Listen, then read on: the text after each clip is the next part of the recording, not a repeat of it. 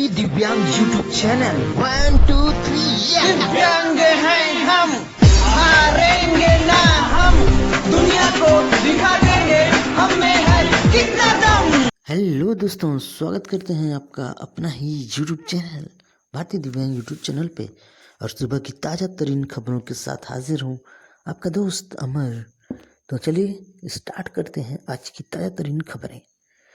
Nepali PM KP Sharma Oli से मिले रा प्रमुख, कहा वार्ता से निकालेंगे आपसी विवादों का हल। तो चलिए देखते हैं क्या है पूरी प्रक्रिया, क्या है पूरा मैटर। भारत की रिसर्च एंड एनालिसिस विंग, जिसे रा कहते हैं, रा प्रमुख सामंत कुमार गोयल ने नेपाल के प्रधानमंत्री केपी शर्मा ओली से मुलाकात की। गोयल ने कहा कि भारत नेपाल के साथ मित्रवत द्विपक्षीय संबंधों में किसी भी दखल को अनुमति नहीं देगा और सभी विवादास्पद मुद्दों का समाधान वार्ता के जरिए निकालेगा। नेपाल के कालापानी लिपियाधुरा और लिपुलेख को अपने नक्शे में शामिल करने से उत्पन्न विवाद के बीच इस मुलाकात को अहम माना जा रहा है। ये क्षेत्र भारतीय इलाके में है। भारतीय थल सेना अध्यक्ष इसी मुद्दे पर, और भारतीय थल सेना अध्यक्ष कौन है? जनरल एम नरवले, भी नवंबर के पहले हफ्ते में केपी शर्मा ओली से मुलाकात करेंगे। तो चलिए दोस्तों, अब इसमें ध्यान रखने वाली क्या बात है? पहली बात कि नेपाल की राजधानी काठमांडू है। नेपाल के जो प्रधानमंत्री हैं केपी शर्मा ओली हैं, तो इसे ध्यान रखना है। उसके बाद रा का फुल फॉर्म क्या है? रिसर्च एंड एनालिटिकल विंग, ये ध्यान रखना है। रा प्रमुख कौन है? सामंत कुमार, इसको ध्यान रखना है। और भारतीय थल सेनाध्यक्ष कौन है? General M Naravane. तो इतने प्रश्न इस मैटर से हैं, तो ध्यान रखिएगा। चलिए अगले मैटर पे चलते हैं। दोस्तों, अगली खबर है भारत चाइना बॉर्डर से। दोस्तों, भारत ने कहा है कि पूर्वी लद्दाख में सैनिकों की पूर्ण वापसी सुनिश्चित करना सबसे पहला काम है। चाइना को इंगित करते हुए भारत ने ये बात कही है। भारत और चीन के बीच कई दौर की सैन्य और राजनीतिक वार्ता के बावजूद पूर्वी लद्दाख में वास्तविक नियंत्रण रेखा LAC पर तनाव बना हुआ है। इस बीच भारत ने कहा है कि सबसे पहला काम विवाद वाले सभी क्षेत्रों से सैनिकों की पूरी तरह से वापसी सुनिश्चित करना है। विदेश मंत्रालय के प्रवक्ता अनुराग श्रीवास्तव ने कहा कि भारत और चीन राजनीतिक और सैन्य चैनलों के जरिए LAC पर उत्पन्न हालात के शांतिपूर्ण समाधान के लिए बातचीत जारी रखे हुए हैं। उन्होंने कहा कि दोनों देशों ने सैन्य और राजनीतिक चैनलों के जरिए संवाद और वार्ता जारी रखने की अपनी इच्छा दोहराई है। दोनों देश जल्द से जल्द सैनिकों की वापसी के लिए किसी स्वीकार्य समाधान तक पहुंच सकते हैं। तो दोस्तों, देखा चीन के साथ तनातनी अभी जारी है। तो अब इस मुद्दे में प्रश्न याद करना है कि LAC क्या है, यानी एक्चुअल लाइन ऑफ कंट्रोल। तो इसको ध्यान रखना है, वास्तविक नियंत्रण रेखा। जनाब, रुख करेंगे अगली खबर। नौसेना में शामिल हुआ पनडुब्बियों का काल, INS कवरती। तो चलिए देखते हैं क्या है पूरी खबर। चीन सीमा पर तनाव के बीच समुद्र में बढ़ी भारत की ताकत।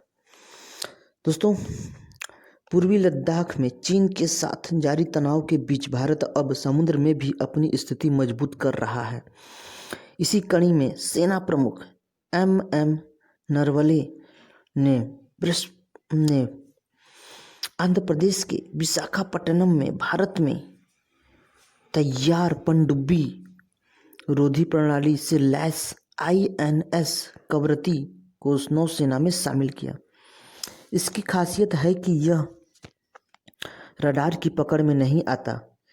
इसे दुश्मन देशों की पनडुब्बियों के लिए काल माना जा रहा है।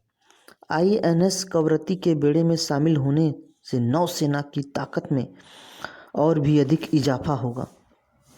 आईएनएस कवरत्ती को नौसेना के संगठन डायरेक्टरेट ऑफ नेवल डिज़ाइन यानी DND ने तैयार किया है। यह प्रोजेक्ट 28 के तहत स्वदेश में निर्मित 4 पनडुब्बी रोधी जंगी स्टील्थ पोत में से आखिरी युद्धपोत है।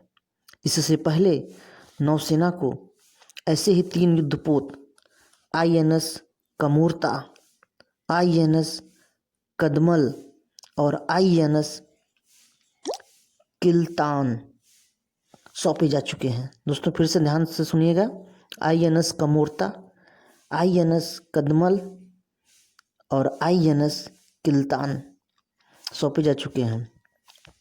कवरत्ती को स्वदेशी रूप से विकसित अत्याधुनिक हथियारों से लैस किया गया है, जिसमें एक मध्यम श्रेणी की बंदूक, torpedo tube launcher, rocket launcher और हथियार प्रणाली शामिल है।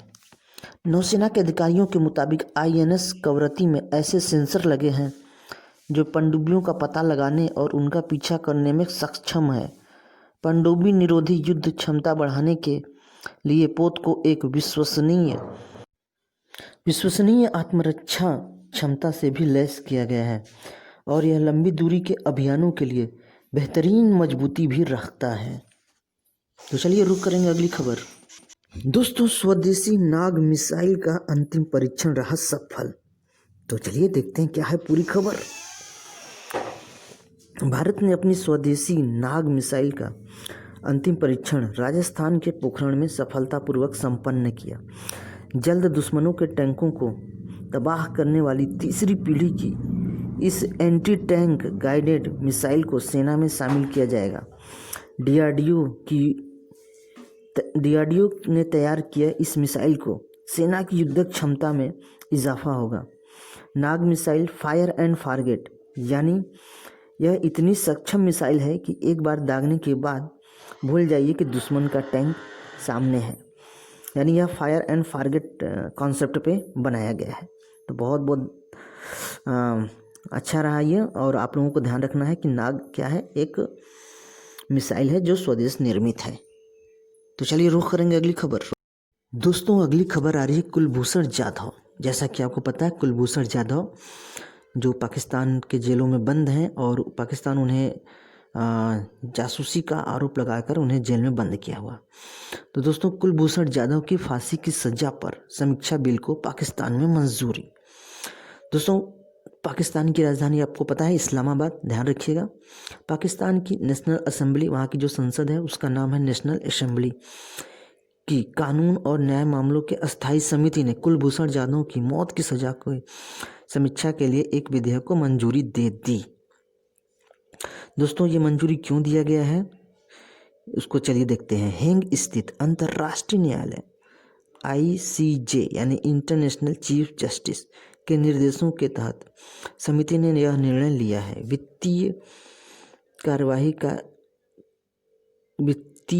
कार्रवाई कार्यबल FATF में पहले से घिरे पाकिस्तान को या आप लोग जानते हैं कि जो FATF ने इसको ग्रीन कार्ड दिया हुआ है, तो उससे जो वित्तीय कार्यवाही से पहले ही घिर चुका है, ने पाकिस्तान को जाधव मामले में ICJ की ओर से प्रतिबंध की कार्यवाही का डर सता रहा है। मतलब उसको पाकिस्तान में यह बिल क्यों पास किया गया, क्योंकि उसे यानी अंतर्राष्ट्रीय जो न्यायालय है उससे प्रतिबंध का डर है, प्रतिबंध कार्रवाई का डर लगता है। विपक्ष के कड़े विरोध के बावजूद अंतर्राष्ट्रीय न्यायालय समीक्षा और पुनर्विचार अध्यादेश के शीर्षक वाली बिल को समिति ने मंजूरी प्रदान कर दी है। तो दोस्तों, आपने देखा कि ICJ ने जो अंतर्राष्ट्रीय न्यायालय है उसने जुलाई 2019 में ही पाकिस्तान को यह मतलब आदेश दिया था